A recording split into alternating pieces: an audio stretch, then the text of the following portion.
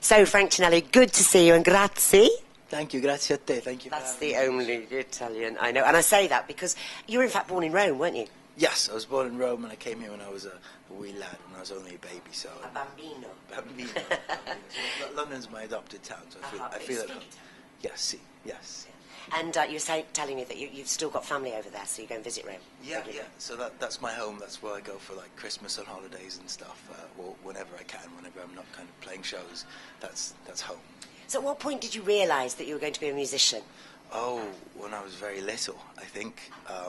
My mum had an amazing record collection. So it wasn't a big one, but it was a very good one. So what kind of stuff was in there? Let's see, like maybe The Police, Synchronicity, and Making Movies, Dire Straits. And she had this amazing vinyl box set, this Bruce Springsteen 75 to 85. And I listened to that since I was like 7, and that was kind of it, really. So it was maybe about 10, 11 I started playing guitar. And, well, that's a lie. It was playing tennis racket in front of the mirror till I was about... I was maybe in kind of mid-teens, and then just started trying to put some chords together. But it was... So who bought you your first guitar? I bought it myself. I did a paper round for it was about a month and a half. It was horrible because I had to wake up at 4. And I bought this beautiful Echo guitar, which I still have at home. And then that's kind of...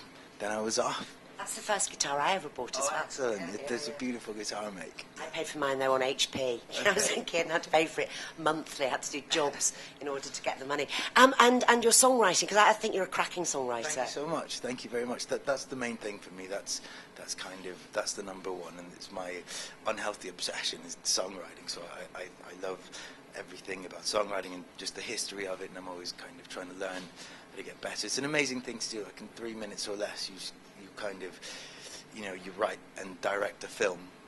Well, what you're doing is you're creating pictures in people's minds, aren't you? I mean, their interpretation might be quite different from what you're writing and singing about. Absolutely. But they've got their own imagery, and that's what you've got to sort of invoke, haven't you? Absolutely. And there's a real story that you have to get across,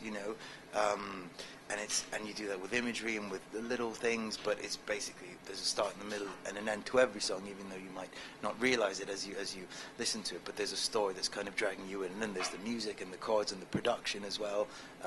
Obviously, is a huge thing. But yeah, that's my bag, songwriting. So do you feel like a troubadour? Do you feel as though you're a sort of wandering minstrel? Yeah, I guess. I mean, this is how I live my life. I write songs and I play shows, and now very fortunate to be, in this kind of situations, which is wonderful. But I'd be doing it anyway. It's who I am. So definitely, I'm a troubadour. Yeah. And Good Times is the album. Was that exciting making that? It was extremely exciting. It was extremely exciting because we started off with just a bunch of songs that I written on acoustic guitar. I went to the studio and just like I knew what kind of record we didn't want to make, which is just kind of like a country Americana kind of thing. So I love that music, but I'm not American, so I didn't want to make an American sounding record. So we really kind of tried to push where the songs could go without getting silly with it, but try to give them each their own individual sound.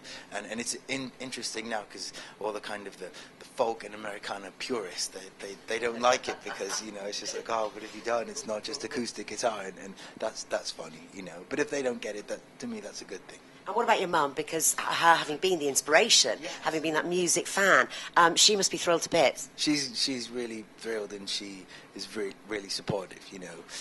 She always, anytime I speak to her before any show or whatever, she always says, "Play with your heart, play with your heart." And so that's pretty much the best advice I've ever gotten, and she still kind of hammers it home every time. Where she's like, that's all that matters, which is true. Do it for the right reasons, and then. That's it. Well, integrity and being true to yourself is really important. And I must ask, because if we look here, Elvis Presley, what's that about? Well, I'm kind of a fan, and I need a new guitar. I was in Denmark Street and I saw it, and it was like, yes, it was a sign, I thought. But it's a little silly, it's colourful, I like it, and I'm a big Elvis fan, but. And for people who don't know, I have to tell them that Denmark Street, Tin Pan Alley, which is in London, is the place where musicians... I mean, you can go into a shop and see Noel Gallagher there buying guitars, and there is such a buzz about that street, isn't there? It's amazing. That's always been my kind of Saturday pilgrimage when I was a kid, to go there and just like, oh, look all these amazing guitars, and it's a great place where, you know, to meet musicians, and there's always kind of songwriters and guitarists, and that's still kind of the place where they go, and it's a good place to go and get to know with guitar as well.